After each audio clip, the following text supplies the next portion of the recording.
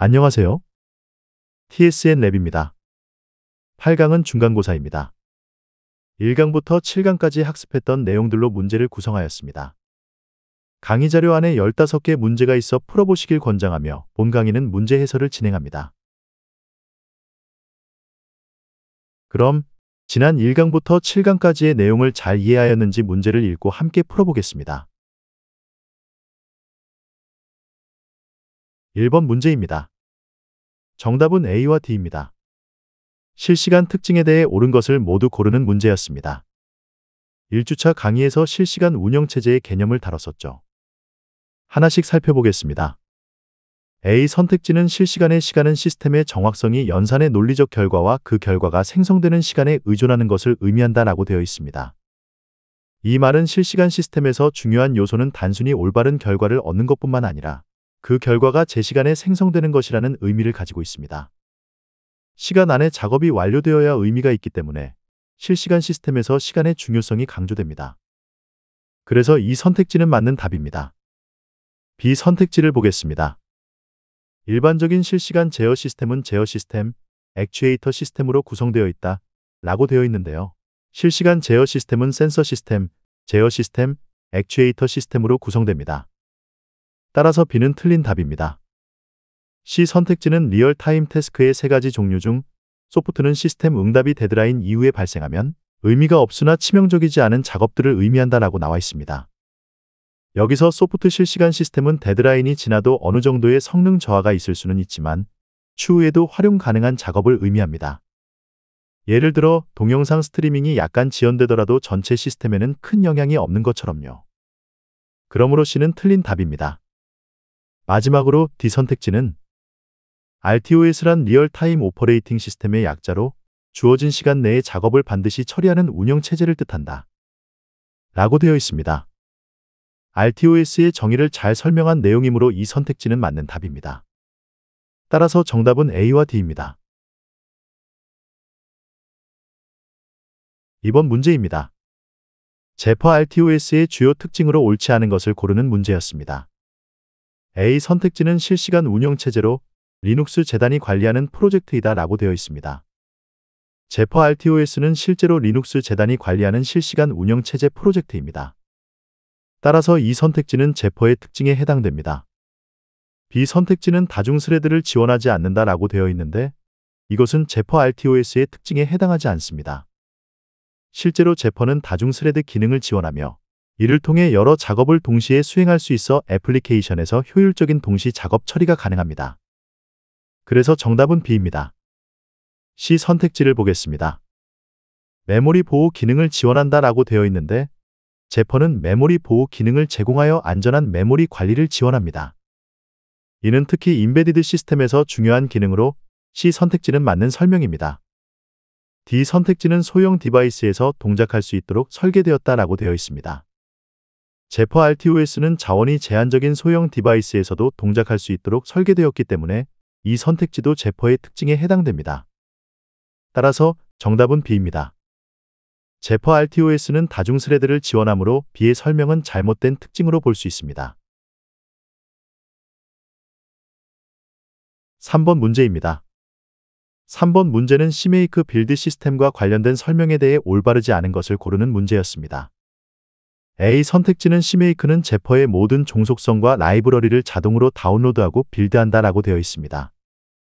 하지만 CMake는 종속성을 관리할 수는 있어도 자동으로 종속성을 다운로드하거나 빌드하는 기능을 제공하지 않습니다.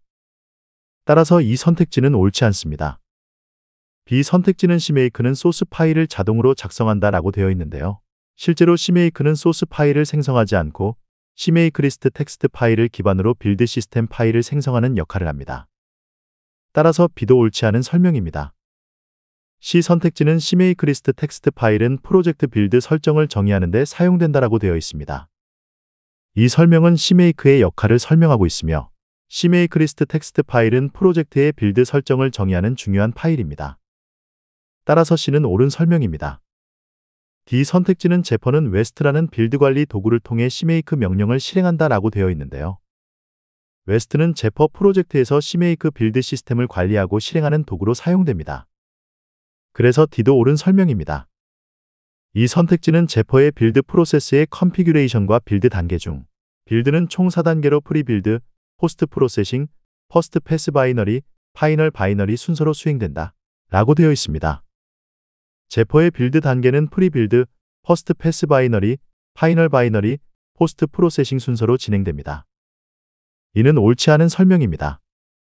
따라서 정답은 C와 D입니다. 4번 문제 함께 보겠습니다. A 선택지는 커널은 스레드의 생성과 삭제를 관리하며 스케줄링을 담당한다 라고 되어 있습니다. 제퍼 RTOS의 커널은 스레드의 생성과 삭제를 관리하고 스레드의 실행 순서를 정하는 스케줄링을 담당합니다. 따라서 A는 올바른 설명입니다. B 선택지는 제퍼 RTOS의 커널은 메모리 관리를 포함하여 실시간으로 시스템 자원을 관리한다 라고 되어 있습니다.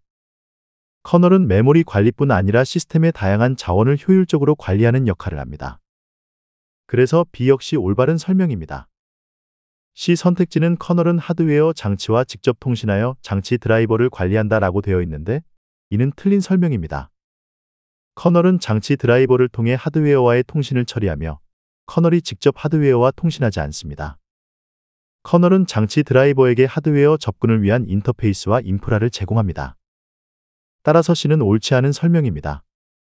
D 선택지는 커널은 사용자 애플리케이션의 UI를 관리하는 주된 역할을 한다라고 되어 있는데 이는 틀린 설명입니다. 커널은 시스템 자원 관리, 실시간 성능 보장, 스케줄링 등의 기능을 제공하지만 사용자 애플리케이션의 UI 관리와는 관련이 없습니다. D도 옳지 않은 설명입니다. 따라서 정답은 C와 D입니다. 제퍼 RTOS의 커널은 하드웨어와 직접 통신하지 않으며 UI 관리 기능을 제공하지 않습니다. 5번 문제 함께 보겠습니다. 메모리와 관련된 문제였어요. A 선택지는 메모리 힙은 프로그램 실행 중 필요한 메모리를 할당하고 해제하는 역할을 하며 정적 메모리 할당에 사용한다 라고 되어 있습니다. 하지만 메모리 힙은 동적 메모리 할당에 사용됩니다. 정적 메모리 할당은 프로그램이 시작될 때 메모리가 할당되고 실행 중에는 크기가 고정된 메모리에 해당하므로 이 설명은 틀립니다. B 선택지는 할당된 메모리가 해제되지 않으면 메모리 누수가 발생하여 시스템 자원이 고갈될 수 있다 라고 되어 있습니다. 이 설명은 메모리 누수의 개념을 정확히 설명하고 있으며 할당된 메모리를 제대로 해제하지 않으면 메모리 누수가 발생할 수 있다는 점에서 맞는 설명입니다. 그래서 B가 정답입니다. C 선택지는 스택 메모리는 스레드가 함수를 호출할 때 필요한 데이터를 저장하는 공간으로 프로그램 실행 중 함수 호출과 지역 변수 저장에 사용되는 커널 영역이다 라고 되어 있는데 스택 메모리는 함수 호출과 지역 변수 저장에 사용되지만 이는 커널 영역이 아니라 사용자 영역에서 관리되는 메모리입니다. 따라서 C는 옳지 않습니다. D 선택지는 메모리 파티션은 스레드가 모든 메모리 영역에 작업할 수 있도록 하며 메모리의 주소, 크기, 액세스 속성으로 구성되어 있다 라고 되어 있습니다. 실제로 메모리 파티션은 각 스레드가 지정된 메모리 영역 내에서만 작업을 수행하도록 제한하며 이는 메모리 오류를 방지하기 위한 구조입니다. 따라서 D도 틀린 설명입니다. 6번 문제를 함께 보겠습니다. 문제는 입출력 처리 기법에 대해 옳지 않은 설명을 고르는 것입니다. 먼저 A 선택지를 보시면 메모리 접근 방식을 통해 하드웨어를 제어하거나 데이터를 읽을 수 있도록 설계된 구조를 메모리 매핑이라고 한다라고 되어 있습니다. 이 설명은 정확한 내용으로 메모리 매핑은 CPU가 메모리를 통해 하드웨어를 직접 제어할 수 있도록 설계된 기법을 말합니다. 따라서 A는 옳은 설명입니다. 다음은 B 선택지입니다. 링 버퍼는 순환 버퍼라고도 하며 버퍼의 끝에 도달하면 마지막으로 돌아가 데이터를 처리하는 LIFO 방식으로 동작한다라고 되어 있습니다. 여기서 LIFO 방식은 잘못된 설명입니다.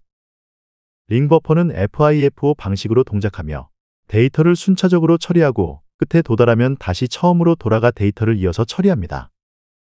따라서 B는 옳지 않은 설명입니다. C 선택지를 보겠습니다. C는 인터럽트 기반 입출력 처리 방식으로 입출력 장치에서 인터럽트 요청 신호를 보내면 CPU가 현재 작업을 중단하고 인터럽트 핸들러를 호출하여 작업을 처리한 후 복귀한다라고 되어 있습니다. 이 설명은 인터럽트 기반 입출력 처리 방식의 정확한 동작 권리를 설명하고 있으므로 옳은 설명입니다. 마지막으로 D 선택지는 폴링 방식은 CPU가 주기적으로 작업을 확인하는 방식으로 단순하지만 전력 소모가 높다라는 설명입니다. 이 또한 정확한 설명으로 폴링 방식은 주기적으로 장치를 확인하기 때문에 간단하게 구현할 수 있으나 CPU 리소스를 많이 사용하게 됩니다. 링버퍼는 FIFO 방식으로 동작하지 LIFO 방식으로 동작하지 않기 때문에 따라서 정답은 B입니다. 7번 문제를 함께 보겠습니다. 타이머 기능 함수 중 옳지 않은 것을 고르는 문제였네요. 먼저 A 선택지를 보겠습니다. K-타이머 init 함수는 타이머를 초기화하는 역할을 합니다. 이 함수는 타이머를 사용할 수 있도록 준비 상태로 만드는 함수이기 때문에 옳은 설명입니다. 다음은 B 선택지입니다. K-타이머 스타트 함수는 타이머를 시작하는 함수로 타이머를 활성화시키는 역할을 합니다. 따라서 B도 옳은 설명입니다. C 선택지는 K-타이머 스테이터스 싱크 함수로 타이머 만료에 맞춰 스레드를 동기화하는 역할을 합니다. 타이머가 특정 시간에 완료되도록 스레드와의 동작을 맞추기 때문에 C도 옳은 설명입니다. D 선택지를 보겠습니다. K-타이머 expire tick 함수는 타이머가 다음 만료 시간을 시스템 틱 단위로 가져오는 함수입니다. 이를 통해 타이머가 언제 만료될지를 알 수 있으므로 D도 옳은 설명입니다. 마지막으로 E 선택지입니다. K-타이머 스테이터스 데이터 함수는 타이머의 현재 상태 데이터를 가져오는 것으로 설명되어 있지만 이는 틀린 설명입니다. 타이머의 상태 데이터를 가져오는 함수는 K-타이머 스테이터스 get입니다. 이 함수를 통해 타이머의 만료 횟수와 상태를 확인할 수 있습니다. K-타이머 스테이터스 데이터라는 함수는 존재하지 않으며 타이머의 상태 데이터를 가져오는 정확한 함수는 K-타이머 스테이터스 get입니다. 따라서 정답은 2입니다. 8번 문제 함께 보겠습니다. 8번 문제는 커널의 스레드 생성 예시를 완성하고 각 파라미터의 뜻을 작성하는 것이었습니다. 여기서 사용된 함수는 K-thread define이었는데요. K-thread define 함수는 스레드를 정의하고 생성하는 함수였죠. 이 함수를 통해 스레드의 이름, 동작, 우선순위, 그리고 필요한 메모리 등을 설정하여 커널에서 실행될 새로운 작업 단위를 정의할 수 있습니다. 스레드는 여러 작업을 동시에 처리할 수 있도록 도와주는 기본 단위로 이 함수는 시스템에서 스레드를 실행하기 위한 모든 초기화 작업을 수행하게 됩니다. 그럼 각 파라미터가 어떤 의미를 가지는지 확인해 보겠습니다. 먼저 name입니다. name은 스레드 이름을 지정하는 파라미터로 생성될 스레드의 식별자 역할을 합니다. 다음은 스택 사이즈입니다. 스택 사이즈는 스택 크기를 지정하며 스레드에서 사용할 메모리 공간의 크기를 설정합니다. 세 번째는 엔트리입니다. 엔트리는 스레드 입력 함수를 의미하며 스레드가 시작될 때 실행될 함수를 정의합니다. 그 다음은 P1, P2, P3입니다. 이들은 각각 첫 번째, 두 번째, 세 번째 진입점 매개 변수를 의미합니다.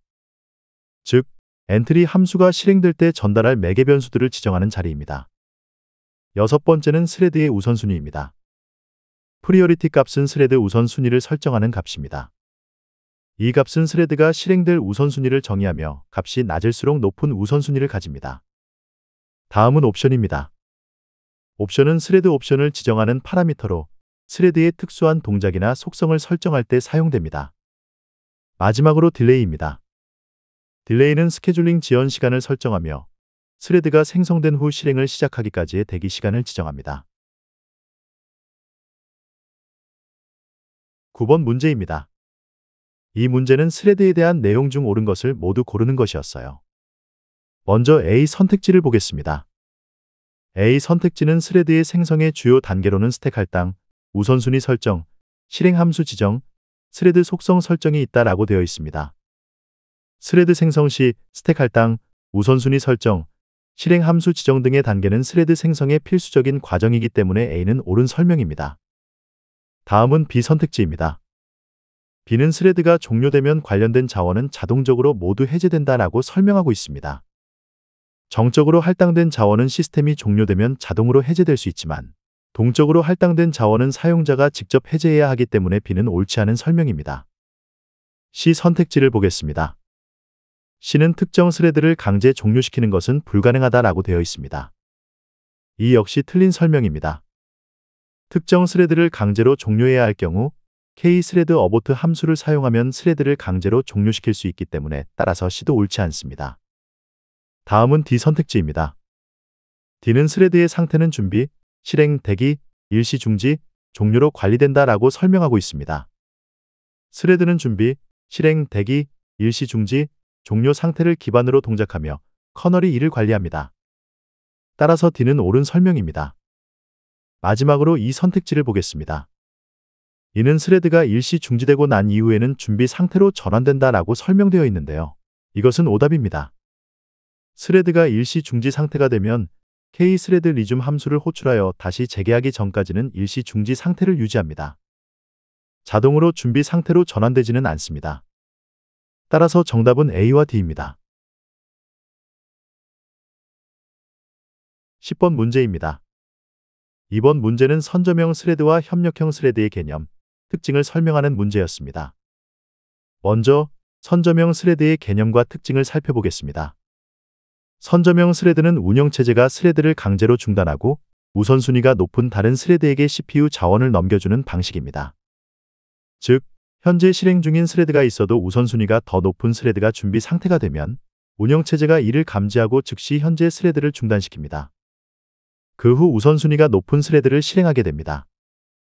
이 방식은 시스템의 실시간성을 보장할 수 있어 우선 처리해야 할 중요한 작업이 있을 때 유용합니다. 다음으로 협력형 스레드입니다. 협력형 스레드는 스레드가 스스로 실행을 중단하지 않는 한 다른 스레드가 실행될 수 없는 방식입니다. 현재 스레드가 실행 중이라면 실행 권한을 스스로 포기해야만 다른 스레드가 실행될 수 있습니다. 우선순위가 더 높은 스레드가 대기 중이어도 현재 실행 중인 스레드가 실행을 종료하거나 특정 지점에서 실행 권한을 넘겨주기 전까지는 CPU 자원을 점유하게 됩니다. 이 방식은 구현이 간단하고 스레드 간 충돌을 줄이는 데 도움이 될 수 있지만 잘못 설계되면 CPU 자원이 특정 스레드에 의해 독점될 위험이 있습니다. 정리하자면 선점형 스레드는 운영체제가 우선순위에 따라 스레드 실행을 강제적으로 제어하며 실시간 처리가 필요한 시스템에 적합합니다. 반면 협력형 스레드는 스레드가 자발적으로 실행을 중단하여 제어를 넘기는 방식으로 단순한 구현이 가능하지만 실시간성 보장은 어렵습니다. 이 두 방식은 각각의 특성과 장단점이 있기 때문에 시스템의 요구 사항에 따라 적절히 선택하여 사용해야 합니다. 11번 문제입니다. 이 문제는 디바이스 트리 노드의 예시를 완성하는 것으로 빈칸에 적절한 값을 채워넣는 문제였습니다. 디바이스 트리는 임베디드 시스템에서 하드웨어 구조를 정의하고 설명하기 위해 사용됩니다. 이를 통해 커널은 하드웨어를 동적으로 인식하고 필요한 리소스를 할당할 수 있습니다. 그럼 코드를 살펴보겠습니다. 먼저 첫 번째 노드입니다. 코드는 CPU0 노드를 정의하고 있으며 컴패티블 항목으로 ARM, 코어텍스 M4가 설정되어 있습니다. 이 노드는 CPU를 나타내는 것으로 빈칸에는 CPU 관련 정보를 나타내는 CPU수가 들어갑니다. 따라서 첫 번째 빈칸의 정답은 CPU수입니다. 두 번째 노드로 넘어가겠습니다. 이 노드는 메모리를 정의하며 2000만 주소에 할당되어 있습니다. 이 노드의 디바이스 타입 항목은 하드웨어 장치를 설명하며 해당 노드는 메모리를 다루기 때문에 메모리가 들어갑니다. 따라서 두 번째 빈칸의 정답은 메모리입니다. 마지막으로 세 번째 노드입니다. 세 번째 노드는 4000만 2000 주소에 있는 UART 장치를 정의하고 있습니다. 여기에서 컴패티블 항목은 노르딕 NRF UART로 설정되어 있고 커런트 스피드 값으로 통신 속도가 명시되어 있습니다. UART 장치를 나타내는 일반적인 이름은 UART 제로입니다. 따라서 세 번째 빈칸의 정답은 UART 제로입니다. 12번 문제 함께 보겠습니다. 이 문제는 메모리 힙을 사용하여 메모리를 동적으로 할당하고 해제하는 예제 코드입니다. 주어진 코드를 보며 빈칸을 채워보겠습니다. 먼저 코드 첫 부분에서 k-hip-init 함수를 호출하여 힙을 초기화합니다. 여기에서 myhip은 힙 객체, 힙 메모리는 힙에 사용될 메모리 영역을 가리킵니다. 첫 번째 빈칸을 살펴보겠습니다. 코드에서는 힙에서 메모리를 동적으로 할당하기 위해 사용되는 함수가 들어가야 합니다. 제퍼에서는 k-hip-emalloc 함수를 사용하여 힙에서 메모리를 할당합니다. 이 함수는 지정된 크기만큼의 메모리를 힙에서 동적으로 할당하며 성공하면 메모리의 포인터를 반환하고 실패하면 널을 반환합니다. 따라서 첫 번째 빈칸에는 k-hip-emalloc이 들어갑니다. 다음으로 할당된 메모리가 제대로 확보되었는지를 확인한 뒤 성공하면 성공 메시지를 출력하고 실패하면 실패 메시지를 출력합니다.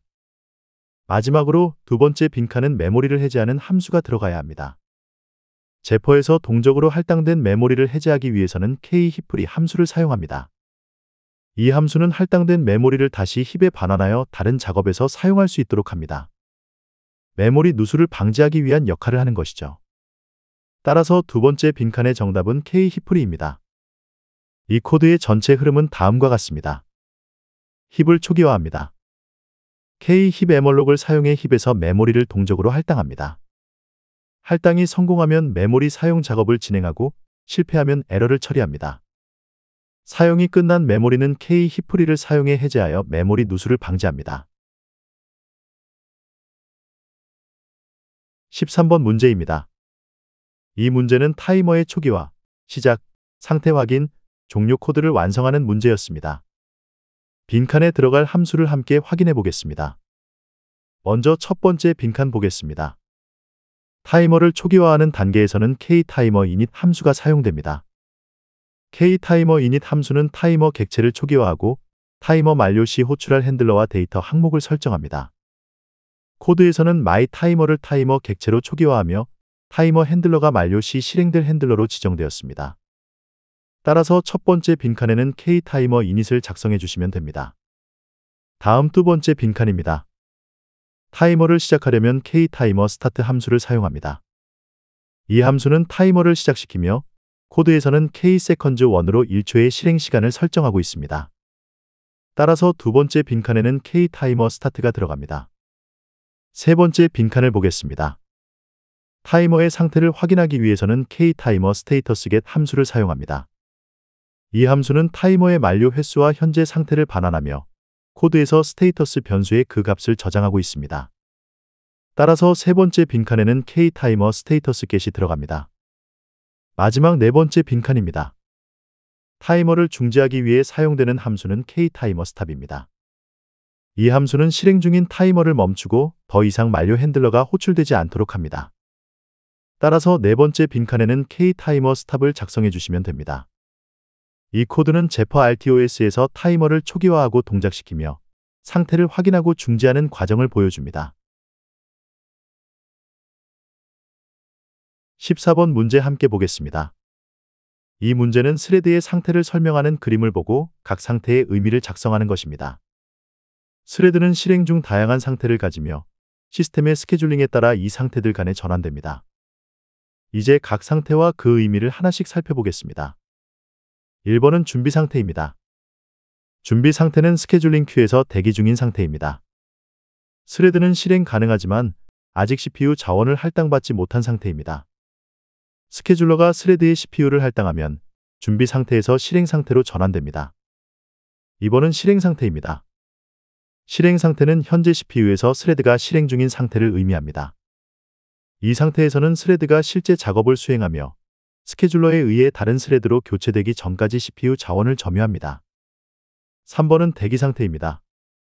대기 상태는 스레드가 특정 이벤트를 기다리고 있는 상태입니다. 예를 들어 입출력 작업 완료 또는 특정 조건 충족을 기다리는 경우입니다. 대기 상태에서 조건이 충족되면 스레드는 다시 준비 상태로 전환됩니다. 4번은 일시중지 상태입니다. 일시중지 상태는 스레드가 의도적으로 중단된 상태를 의미합니다. 스케줄러가 스레드를 실행하지 않도록 설정한 상태이며 다시 활성화되기 전까지는 실행되지 않습니다. 리줌 명령에 의해 다시 준비 상태로 돌아갈 수 있습니다. 5번은 종료 상태입니다. 종료 상태는 스레드가 완전히 종료되어 더 이상 실행되지 않는 상태입니다. 스레드가 작업을 완료하거나 강제로 종료 명령을 받은 경우 이 상태로 전환됩니다.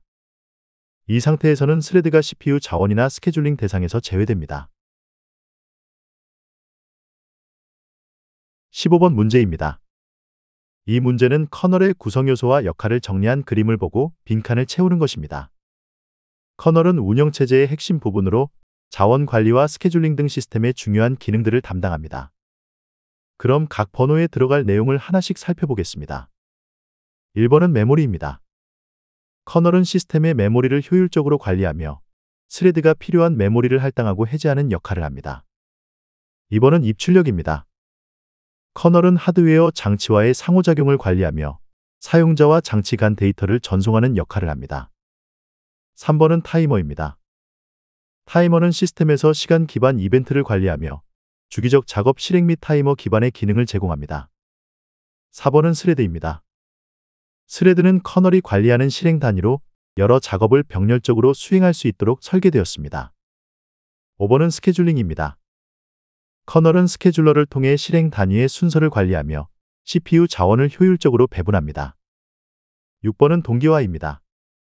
스레드 간의 데이터 접근을 조율하여 동시에 발생할 수 있는 충돌이나 오류를 방지합니다. 7번은 메시지 큐입니다. 스레드 간 데이터 통신을 지원하며 데이터를 안전하게 주고받는 구조를 제공합니다. 마지막으로 8번은 인터럽트입니다. 시스템에서 발생하는 이벤트를 처리하며 하드웨어나 소프트웨어 신호에 즉각적으로 반응하도록 합니다. 여기까지 문제와 풀이를 함께 해보았습니다. 이해가 어려운 부분은 반복 학습하며 천천히 익혀보시기 바랍니다. 8강은 여기서 마무리하도록 하겠습니다. 수고 많으셨습니다.